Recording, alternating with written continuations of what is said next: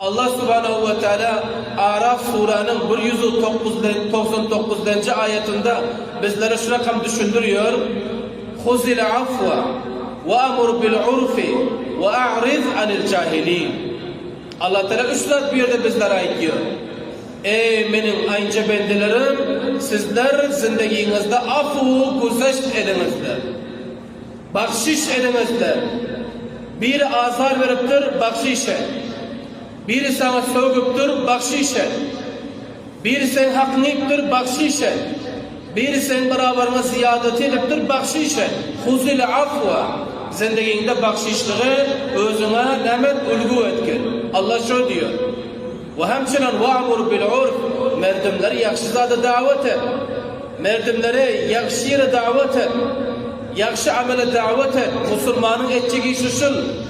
124 mun kamu 5 peygamber gelen şu vazife bile gelen ki insanlara yaramazlıktan kaytarıp yakşılığa taraf alıp varmak peygamberlerin vazifesi. Şimdi peygamberler yok. Ummatı yaşıyor. Ummat zinde. Peygamberin ummatı olacak olsa insanlara yakşı yolu taraf davet vermeli.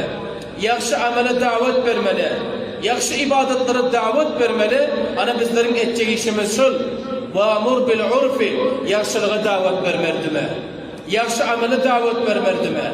وَاَعْرِضْ عَنِ الْجَاهِلِينَ Nadan insanın kaçan. Ahmak insanın uzak bol. Ahmak insan ile hem meclis olma. Ahmak insan bilen keceşme. Ahmak insan ile tartışma. Ahmak insan bilen değişme. Fakat ahmak insanın uzaklaştır. Allah Tebarek ve Teala şöyle diyor. Azizler, bakşiş edelim, afu edelim, güzeşt edelim. Ana o zaman da bizler Allah'a yakşı bende olacak edelim. Peygamberimiz Aleyhisselatü Vesselam diyorlar. Ma nakasat sadakatun min malin ve ma zadallahu abden bi afwin illa izzan ve ma tavaza ahadun lillahi illa rafa'ullah. Cenab-ı Peygamberimiz Aleyhisselam ne diyor? Hiçbir sadaka insanın malını kemetmiyor. İnsan sadaka verse o malı kemelse, insan sadaka verse o dünyası kemelse, insan sadaka verse o darayısının kembudi olsa, hergiz o rakam olmuyor. Nemçin? Allah Teala 1 rupiyanı 700 rupiyan vaat eden, belki onun köpürek ihlasına göre Allah veriyor. Şu cihetten sadaka bile insanın malı kemelmiyor. Bunu Peygamberimiz Aleyhisselam etti. Bir. İkincisi, Cenab-ı Peygamberimiz diyor, bir adam bakşiş etmek bilen izzetten başka da tapmıyor diyor. Bakşiş etmek bilen. Bakşiş ediyorsun. Güzeşt ediyorsun, afu ediyorsun. Allah Tebarek ve Teala sana izzet berkili veriyor. Makamın buland etkili veriyor. Bir sana sövgüptür, sen nadi deliyorsun. Bunların keraliyorsun. Allah şununla izzetini yok ediyor. Biri sen yakanını tutuptur. Sen hiç de diyen yok. Belki hamuşluğu ihtiyar ediyorsun. Allah sen izzetini yok hareket ediyor. Biri sen nizgen gaybat ediptir, geplaptır, bohtan ediptir. Sen fakat hamuşluğu ihtiyar ediyorsun. Allah Teala sen izzetini yok hareket ediyor. İnsan bakşiş etmek bile zelil olmuyor, khar olmuyor. Merdimin içinde nadide alınmıyor. Belki izzeti yok hareket ediyor. Belki makamı yok olup gidiyor. Peygamberimiz Aleyhisselatü Vesselam'ın vaadesi var. Azizler, hamuş olalım. Merdimin gepine imsin olalım. Merdimin gepini götürelim. Berdaşt edelim, güzeşt edelim, afu edelim.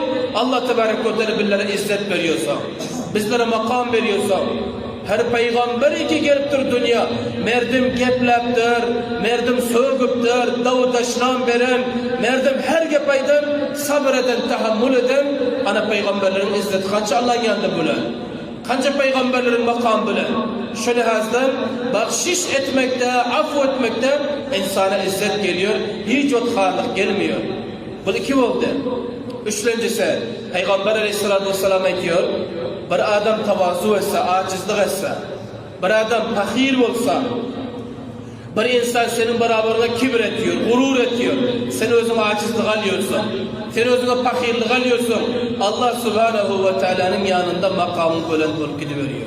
Men tevaza'a lillah rafa'ahullah.